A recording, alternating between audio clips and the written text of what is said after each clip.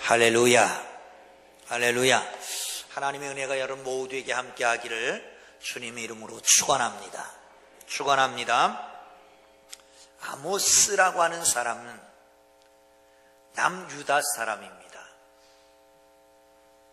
남유다 북이스라엘 그러면 헷갈리는데 그냥 우리 북한과 남한이 갈라져 있다 생각하면 돼요. 만약에 남한에 있는 사람이 북한에 가서 일을 하는 건 체제상 허용이 안 되겠지만, 이 남한에 이 남유다에 있던 아모스가 북이스라엘에 가서 예언을 합니다. 이것도 사실은 쉽지 않은 일입니다.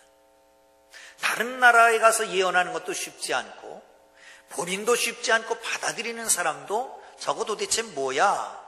이런 반응이 나올 수도 있잖아요. 그래서 그런지 3절부터 8절에 이르는 6절이나 되는 이 많은 분량을 왜 예언을 하는지에 대해서 얘기하고 있습니다. 그냥 8절 한 절만 해도 됩니다. 사자가 부르짖은 즉 누가 두려워하지 아니하겠느냐? 주 여호와께서 말씀하신즉 누가 예언하지 않겠느냐? 주 여호와께서 말씀하셨으니까 예언하면 된다는 거죠. 근데 굳이 이렇게 많은 저를 할애해서 얘기합니다. 두 사람이 뜻이 같지 않은데 어찌 동행하겠느냐? 하나님과 내가 뜻이 같지 않으면 함께 할 수 없다는 거지요.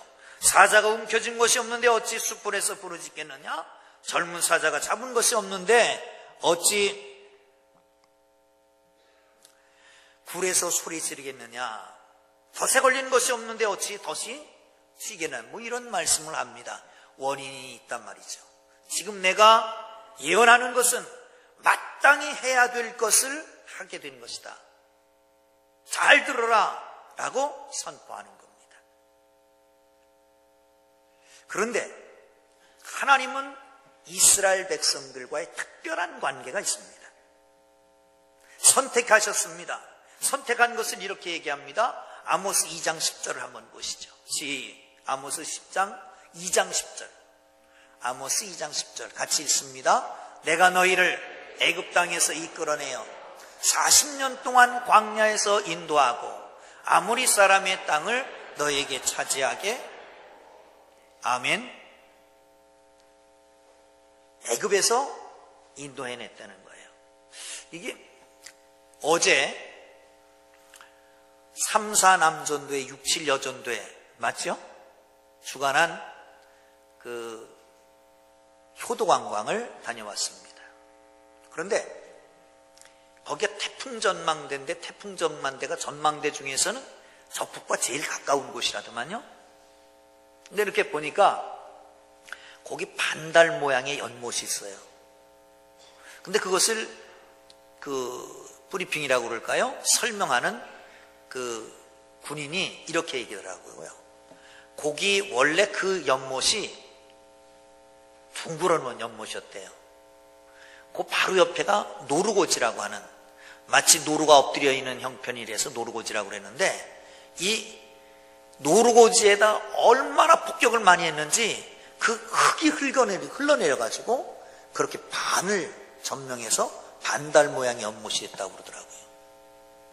그런데 애굽에서 이스라엘 백성들을 인도해낼 때 10가지 재앙을 마치 융단 폭격하는 것 같이 퍼붓습니다.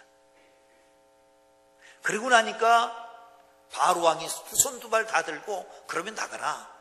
그리고 인도해낸 거예요. 가장 강력한 나라, 세계 최강의 나라에서 이스라엘 인도해낸 것, 이건 보통 일이 아닙니다. 그리고 광야로 왔습니다. 그야말로 광야라고 하는 건 아무것도 없는 것입니다. 맹수만 우글거리고 풀 한 포기 물 한 모금 없는 곳, 나무 한 그루 없는 곳, 사막만 펼쳐지는 그곳에서 40년 동안을 삽니다. 혼자 40년 사는 것도 쉽지 않잖아요. 그런데 사그마치 200만을 아침마다 만나를 내렸습니다. 그게 얼마나 될까요? 수백 가마 되겠잖아요. 그럼 매일같이 40년 동안을 내려, 40년 동안을. 그래서 먹이시고 고기 먹고 싶다 그러면 메추라기를 몰아와가지고 코에서 냄새 날도록 먹이시고, 물이 먹고 싶다, 목이 마르다 그러면 반석을 쳐서 물을 내게 하셔서 그 물을 먹게 하시고, 이게 하나님이 이스라엘 인도한 겁니다. 그뿐만 아니라 아모리 사람들의 땅에서 그들을 다 내쫓았습니다. 아모리 사람이라고 하는 것은 성경의 표현에 의하면 이렇습니다. 크기가 백향목 같고 그들이 강하기가 상수리나무 같다. 여러분, 그들은 말하기를 그들은 크고 우리는 메뚜기만도 못하다 얘기할 정도로 강한 원주민들, 그리고 강한 성들을 다 부시고 그들을 다 쫓아내고 거기에 정착하게 하셨습니다. 얼마나 큰 은혜고 얼마나 참 감사합니까? 그러면 마땅히 그 백성답게 살아야 되는데 그렇게 살지 못하는 거예요. 그렇게 사랑하셨던 하나님, 그렇게 은혜를 베푸셨던 하나님이 이제는 심판을 선포하십니다. 왜? 그 뜻대로 거룩하게 구별되게 살지 못했다는 거예요. 사랑하는 성도 여러분, 하나님이 원하시는 선택받은 자, 하나님이 원하시는 하나님의 백성은 어떻게 살아야 될까? 그 큰 사랑, 그 큰 은혜를 계속해서 누리고 더 행복하게 사는 방법은 뭘까? 선택받은 자의 삶을 살기를 주의 이름으로 축원합니다. 할렐루야. 어떤 삶일까요? 2절을 보겠습니다. 시작. 내가 땅의 모든 족속 가운데 너희만을 알아나니 그러므로 내가 너희 모든 죄악을 너희에게 보응하리라 하셨느니라. 여기 알다라고 하는 말은 여러분 잘 아는 것처럼 야다라고 하는 말을 씁니다. 야다는 머리로 아는 게 아닙니다. 경험으로 아는 겁니다. 마치 여인이 남편을 얻고 경험한 다음에 남자는 이런 거다라고 아는 것처럼 이게 바로 안다는 겁니다. 하나님은 이스라엘 백성들의 깊은 관심을 가졌습니다. 그리고 하나님은 많은 백성들 가운데 너희만 안다고 말합니다. 이렇게 큰 은혜를 받은 사람들입니다. 마땅히 그들은 그러면 그 하나님의 백성답게 살아야 됩니다. 여러분, 우리가 예수 믿은 다음에 예수 믿기 전과 전혀 다른 언어들을 사용하는데 그 중에 하나가 성자입니다. 거룩할 성자. 예수 믿으면 그를 가리켜서 성도라고 말합니다. 예수 믿는 사람들이 보는 책을 성경이라고 말해요. 이렇게 예수 믿는 사람들이 모여 있으면 그것을 성회 그렇게 말하잖아요. 우리가 출입하는 곳 집이 바로 성전이고 성령이 우리 속에 계시고 그리고 성별된 삶을 살으라고 주님은 말씀하고 계십니다. 사랑하는 성도 여러분, 이 성별된 거룩할 성자라고 하는 것은 거룩하다라고 하는 의미입니다만은 세상에서 말하는 거룩하다라고 하는 것과는 조금 다릅니다. 이것은 구별됐다라고 하는 뜻입니다. 하나님이 구별해 놓은 것입니다. 하나님을 위해서, 하나님 나라를 위해서, 하나님의 영광을 위해서, 하나님의 일을 위해서 구별해 놓은 것이다. 구별된 삶을 살기를 주의 이름으로 축원합니다. 할렐루야. 할렐루야. 구별된 사람은요, 죄와 상관없이 사는 게 우선입니다. 죄로부터 구별돼야 합니다. 청교도 시대에 이런 이야기가 있습니다. 요즘도 세례 예식을 하려면 세례받기 전에 문답을 하잖아요. 그런데 그 당시 청교도 시대에는 그 교회 위원회가 있어서 입회식을 합니다. 입회식을 할 때 위원회에서 마구 질문을 합니다. 그리고 난 다음에 입회를 결정해요. 한 자매가 교회에 오게 됐습니다. 위원회에서 질문을 합니다. 첫 번째 질문 이런 거 있습니다. 자매는 예수를 믿기 전에 자신이 죄인이었다라고 하는 사실을 인정하십니까? 당연히 예, 그렇게 대답했겠지요. 다시 물었습니다. 그러면 지금 예수를 믿은 후에는 자신은 어떻다고 생각하십니까? 이 자매가 기상천외한 대답을 합니다. 더 큰 죄인이었다고 느낍니다. 다시 질문합니다. 그렇다면 예수 믿기 전과 예수 믿은 후에는 뭐가 달라진 것입니까? 어떻게 달라졌습니까? 자매가 대답한 말이 유명한 말이 됐습니다. 전에 저는 제가 죄를 향해 달려가는 죄인이었습니다. 그러나 지금은 죄로부터 도망치고 있는 죄인입니다. 예수 믿기 전에는 죄를 향해 달려가는 죄인이었었는데 예수 믿고 난 지금은 죄를 피해서 달려가는 죄인이라고 한 거예요. 여러분, 열심히 믿습니까? 죄를 향해서 달려갑니까? 죄를 피해서 달려갑니까?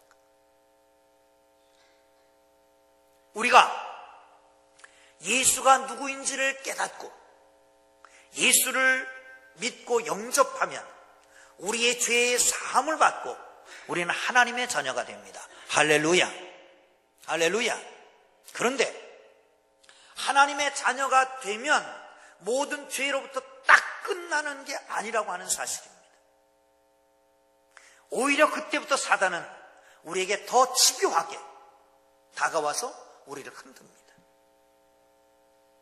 시험합니다. 하나님으로부터 떨어지게, 하나님을 의심하게 하려고 더 공격이 심해집니다. 이걸 가리켜서 우리는 영적 전쟁이라고 말합니다. 사랑하는 성도 여러분, 이 영적 전쟁에서 승리하는 방법은 뭘까요? 죄로부터 도망가는 겁니다. 죄를 피해가는 겁니다. 죄를 향해 달려가는 게 아니라, 사랑하는 성도 여러분, 영적 전쟁에서 승리하기를 주님의 이름으로 축원합니다. 뿐만 아니라 영적 전쟁에서 승리하는 길은 뭘까요? 죄를 용서하는 겁니다. 내의 죄를 용서하여 주옵소서. 내가 내게 죄 지은 자를 용서한 것처럼. 용서하지 못하면 그건 발목을 굳게 잡고 있을 것입니다. 나를 놓지 않습니다. 거기서 나는 힘들고 어렵고 더욱더 고통스러워질 것입니다. 사랑하는 성도 여러분, 영적 성쟁에서 이기기를 원하십니까? 용서하기를 주의 이름으로 축원합니다. 축원합니다. 거룩한 삶은 뭘까요? 죄를 피해가는 겁니다. 죄를 용서하며 가는 겁니다. 이게 선택받은 우리가 해야 될 첫 번째 일입니다. 또 한 가지는 뭘까요? 14절을 보겠습니다. 시작. 내가 이스라엘의 모든 죄를 보응하는 날에 배달의 제단들을 벌하며 그 제단에 뿔을 꺾어 땅에 떨어뜨리고. 아멘. 하나님께서 이스라엘을 선택할 때는 하나님이 목적이 있었습니다. 그 목적대로 쓰임받아야 됩니다. 우리가 어제 태풍 전망대 가서 기도회 했습니다. 물론 길게는 안 했지만 짧게라도 아주 엑기스 있는 정말 깊이 기도했습니다. 우리가 들어간 곳은 내무반이었어요. 근데 그 내무반이 좀 희한했습니다. 이쪽에는 1층인데 저쪽으로는 산이잖아요. 그죠? 왜 그렇게 만들었을까요? 불시적으로 저쪽에 공격하면 안 되니까 그쪽은 아무리 공격해도 그 무너지질 않습니다. 이쪽은 들어가기 편하게 만들었는데 거기서 기도회를 합니다. 기도회 하는데 물론 기도 제목은 나라와 민족을 위해서, 교회를 위해서 이렇게 기도하지만 거기선 보는 게 북한이니까 하나님 저를 긍휼히 여겨주시고 남북 통일을 달라고 하는 거 아니겠습니까? 그런데 여러분, 남북 통일을 주어서 그 다음엔 뭐 할 겁니까? 남북 통일되어서 비켜라 대한민국 나가신다, 일본아 비켜라 뭐 이런 정도로 하면 이건 통일지상주의만 되고 말 겁니다. 통일을 이루면 저기 지하에서 아직도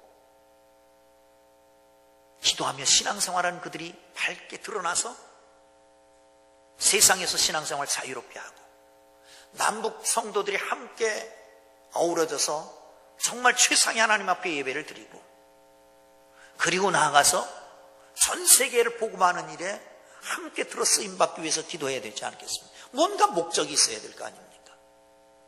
사랑하는 성도 여러분, 하나님이 이스라엘을 선택하신 건 목적이 있었습니다. 그 목적은 뭐냐면 출애굽기에 이렇게 표현합니다. 7장 16절입니다. 7장 16절 봅니다. 내 백성을 보내라. 다시 내 백성을 보내라. 그러면 그들이 광야에서 나를 섬길 것이라. 아멘. 왜 내 백성을 보내라? 내 백성을 내놔라. 왜? 광야에서 나를 섬기게 하기 위해서. 섬긴다라고 하는 건 예배하는 것입니다. 이스라엘 백성들을 선택하신 이유는 하나님이 예배를 받으시기 위해서였습니다. 우리를 하나님께서 선택하신 이유는 하나님이 예배를 받으시기 위한 것인 줄 믿으시기를 축원합니다. 사랑하는 성도 여러분, 그렇습니다. 그러면 예배는 어디서 드려야 될까요? 어디에서요? 다시 한번 띄워보세요. 출애굽기 7장 16절 시작. 내 백성을 보내라. 그러면 그들이 어디에서? 광야에서. 왜 광야에서 예배를 드리라고 그랬을까요? 광야에서. 광야는 아까 말씀드렸던 것처럼 아무것도 없는 것입니다. 광야는 끝없는 모래사장이 펼쳐집니다. 적막한 광야는 풀 한 포기도 물 한 저기 나무 한 그루도 없습니다. 별만 반짝입니다. 오로지 하나님만 볼 수 있는 곳이 광야이기 때문에 광야로 나와서 예배드리라는 겁니다. 여러분, 기도할 때 어떻게 하라고요? 기도할 때 골방에 들어가 문을 닫고 기도하라고. 그런데 장소를 우상화할 필요는 없습니다. 골방에 들어가서 문을 꽝 닫았는데 그 안에 들어가서 앉아있는데 온갖 잡생각이 다 나. 그러면 그 사람은 골방에 있으나 사실은 길거리에 있는 겁니다. 언젠가 전철을 탔는데 전철에 많은 사람들이 휴대폰 보고 스마트폰 보고 뭐 이러고 있는데, 게임하고 있는데 한 사람이 성경책을 펴놓고 그걸 보고 있더라고요. 아주 집중해서 옆에 뭐 하는 것도 몰라요. 그 사람은 전철 아니지만 거기가 골방이 될 수 있는 거예요.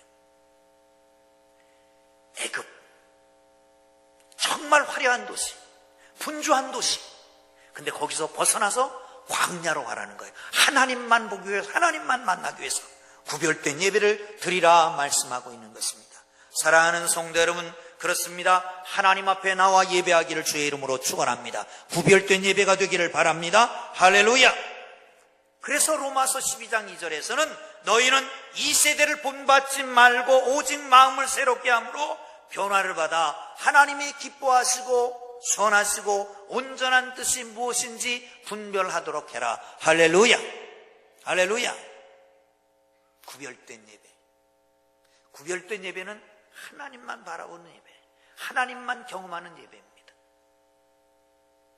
한 교회 학교에서 아이들한테 질문을 했습니다. 얘들아, 오늘 교회에 들어오면서 뭘 느꼈냐? 막 애들이 엉엉 알아요. 아, 선생님 교회 오니까 친구들이 많아요. 선생님이 웃고 맞아줘서 너무 기분이 좋았어요. 설교를 듣는데 많은 걸 깨달았어요.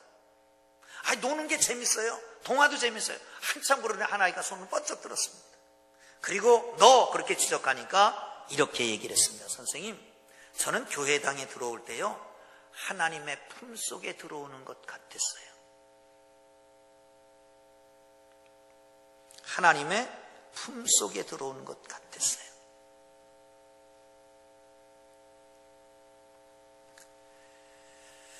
여러분, 전에는 목회자 눈치를 보면서 주일 예배를 빠졌던 성도들이 이제는 별다른 의식 없이 예배를 두려워하고 당당히 주말 여행을 떠납니다. 육신이 피곤하다 보니까 예배 중에 꾸벅꾸벅 졸고 있습니다. 분주하다 보니까 예배에 10분 늦는 것은 일상입니다. 예배에 참석하면서 머릿속에는 삶의 문제가 집중하고 있습니다. 설교를 들어도 아무 감동이 없습니다. 하나님을 만나 그의 음성을 듣고 그분의 뜻을 깨달아야겠는데 그 기대함보다는 의무감에 사로잡혀서 교회당에 옵니다. 교회 밖을 나갈 때는 삶의 용기를 얻고 기쁨을 얻고 위로를 받고 혹은 하나님이 주시는 사명을 품거나 소망을 갖고 오늘 나가기보다는 이제 한 주간 할 일 다 했다. 그리고 나갑니다. 신앙생활은 오래 했는데 교회 안에서나 교회 밖에서나 변화된 게 전혀 없습니다. 여러분, 방금 말한 내용이 나와 전혀 상관없다고 생각되십니까? 아니면 바로 나를 두고 하는 말이다 생각되십니까? 하나님의 전이 어디입니까? 여러분 들어오시면서 주님의 품에 들어오는 것 같이 느꼈습니까? 거룩한 성소라고 하면서 하나님이 계시는 곳이라고 하면서 시은좌 은혜 베푸는 자리라고 말씀하면서 입으로는 잘하면서 하나님의 전에 들어오면서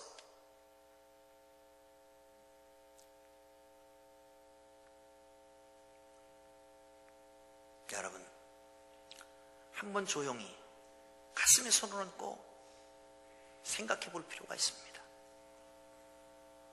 주님 앞에 홀로 서보셨습니까? 정말 예배 드릴 때는 세상은 간 곳 없고 주님과 나와만 서 있는 것 같습니까?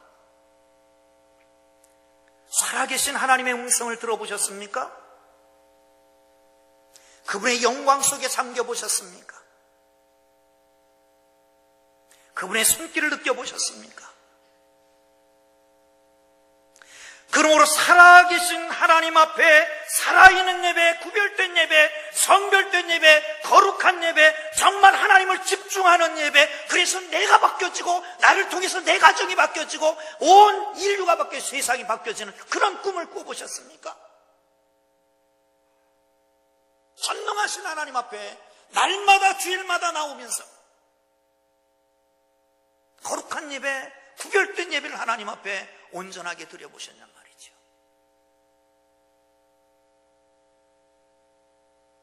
사랑하는 성도 여러분,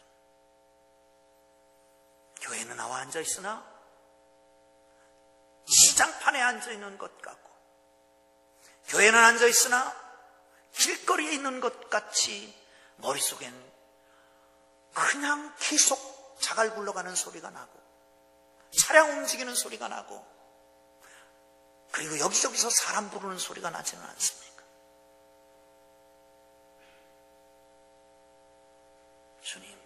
주님이 원하시는 것은 구별된 예배입니다. 거룩한 예배입니다. 하나님만 만나고 하나님을 경험하는 예배입니다. 하나님의 전에 들어오면서 기대가 있어야 됩니다. 아, 오늘도 하나님을 만난다. 하나님의 품속으로 들어간다. 하나님이 나를 위로해 주시고 힘 주시고 소망을 주시고 나를 변화 주시고 이런 온전한 예배를 드리는 하나님의 사람들이 되기를 주의 이름으로 축원합니다. 할렐루야. 3장 10절을 보겠습니다. 시작. 자기 궁궐에서 포악과 겁탈을 쌓는 자들이 바른 일을 행할 줄을 모르느니라. 이 말은 자기 궁궐이라고 하는 것은 고위관직에 있는 사람들을 가리킬 겁니다. 아니, 상하궁이 있었다고 하는 걸 보니까 아주 화려한 사치스러운 삶을 사는 겁니다. 그런데 그게 포악과 겁탈로 쌓은 거라는 겁니다.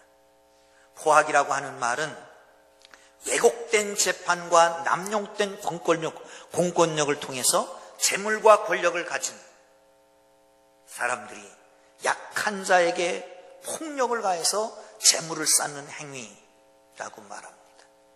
겁탈은 사람만 겁탈하는 게 아니라 재물을 쌓기 위해서 물질적으로 남에게 해를 입혀서 자기 재물을 쌓아가는 겁니다.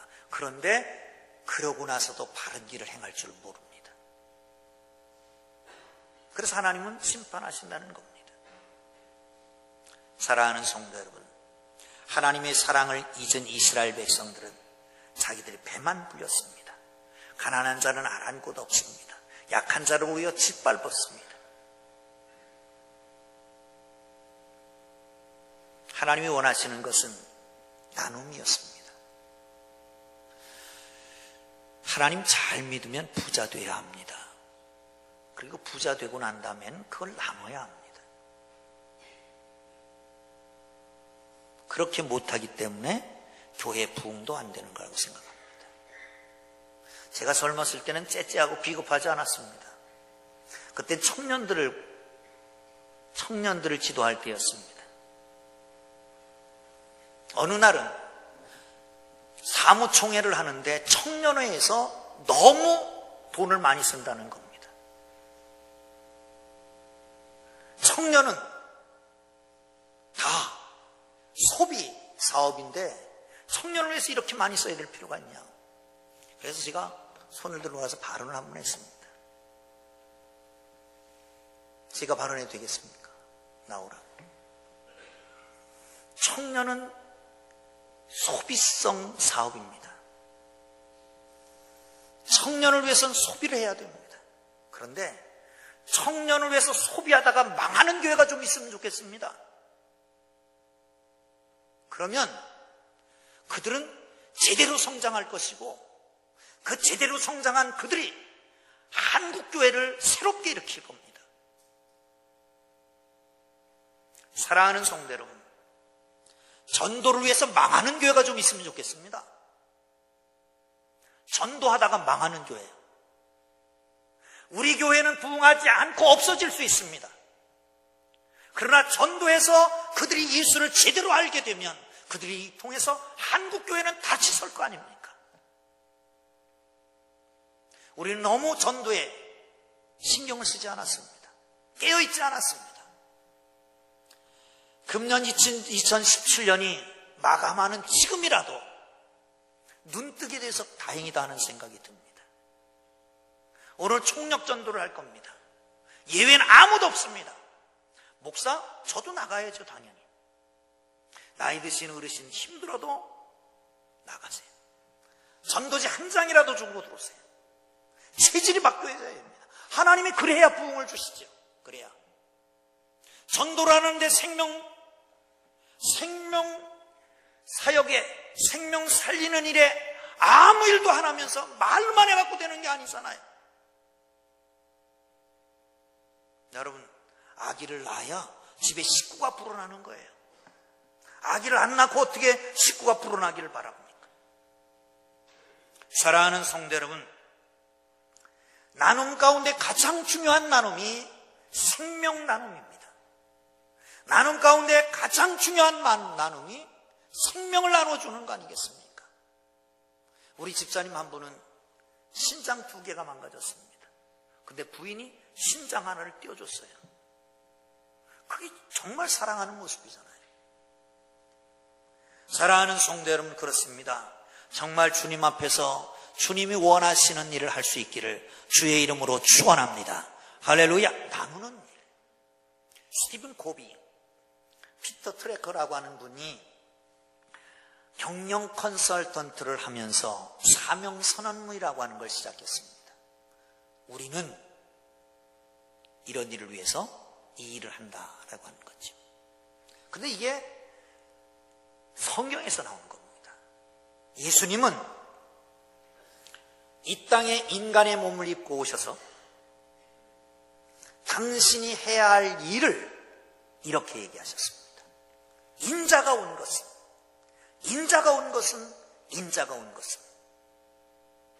누가복음 19장 10절을 볼까요?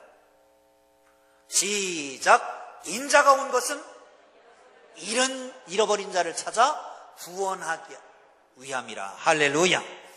사랑하는 성도 여러분, 예수님이 온 사명이 뭡니까? 잃어버린 자를 찾아 구원하기 위해서 오신 것입니다. 그렇게 하기 위해서 세상에 사셨고, 그렇게 하기 위해서 십자가에 달려 돌아가셨습니다. 십자가에서도 내가 오늘 나와 함께 낙원에 있으리라. 그리고 세상에 떠나셨어요. 세상을 떠나시고 부활하신 다음에 제자들 향해서 말합니다. 그러므로 너희는 가서 모든 족속으로 제자를 삼아 아버지와 아들과 성령의 이름으로 세례를 베풀고 내가 내게 분부한 모든 것을 가르쳐 지키게 하라.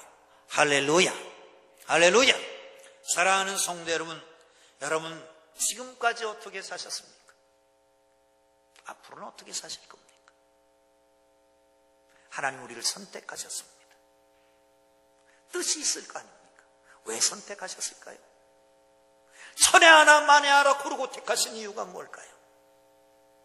수많은 사람들 가운데서 고르고 선택해서 이 자리에 있게 하신 이유가 뭘까요? 사랑하는 성도 여러분, 그것은 바로 거룩하게 세상 사람들과 좀 다르게 살라고 하는 거 아닐까요? 하나님과만 만나서 하나님께만 예배드리는 진정한 예배자로 살기를 원하시지 않을까? 아직도 그리스도를 알지 못해서 허물과 죄로 죽어있는 저들을 살리고 내가 세상에 갔던 것들 다시 너희에게 위임하는데 너희가 가서 저들을 살려내야 되지 않겠느냐? 이것이 아니겠습니까? 선택받은 자 어떻게 살아야 될까? 동영상 하나 보고 마치겠습니다.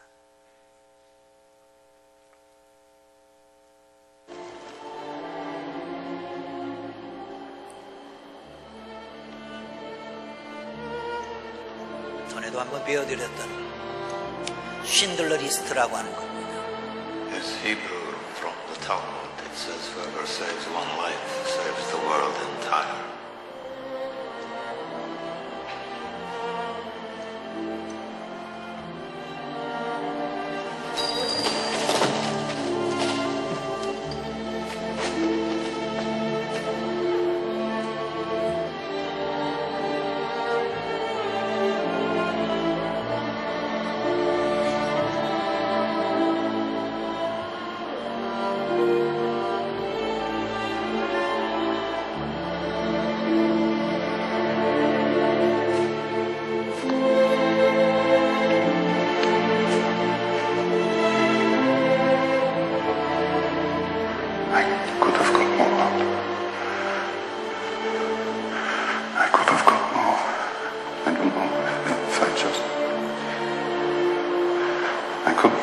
Alaska, there are 1,100 people who are alive because of you. Look at them. If I'd made more money,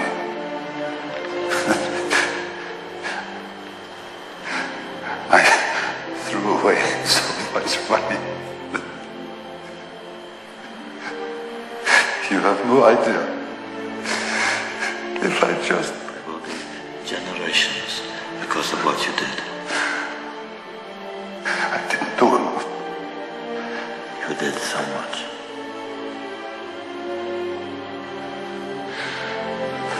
This car. God would have bought this car. Why did I keep the car? 10 people right there. 10 people. 10 more people. There's been 2 people. This is gold. 2 more people. You would have given me 2 for it. At least 1. You would have given me 1. 1 more. 1 more person.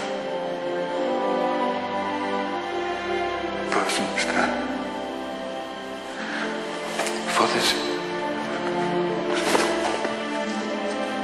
I could have got 1 more person. And I didn't. I didn't.